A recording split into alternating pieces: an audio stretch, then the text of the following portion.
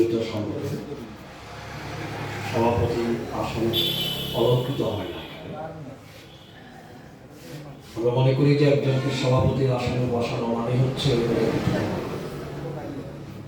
এই কারণে আমরা চেষ্টা করছি এই জায়গা থেকে নিজেদেরকে প্রত্যাহার করে নেওয়ার জন্য। সিরাজুল আলম খান সম্পর্কে আমাদের আবেগ, আমাদের শ্রদ্ধা, আমাদের ভালোবাসা এত তীব্র, এটি স্বল্প কথায় ব্যক্ত করা কঠিন।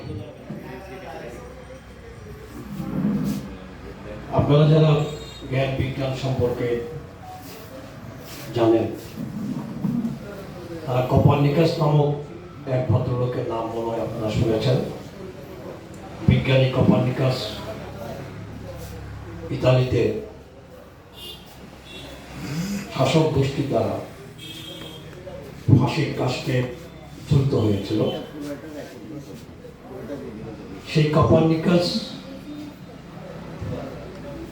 এখন যেখানে ওনার মূর্তি স্থাপিত হয়ে আছে সেটা পোল্যান্ড।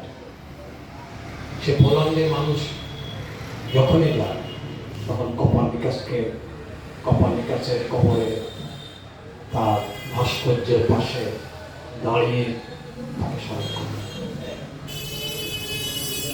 ইতিহাসের এই ঘটনা প্রবাহ আমাদেরকে এই ধারণা দেয় সিরাজুল আলম খান নোয়াখালীর ভূমিপুত্র।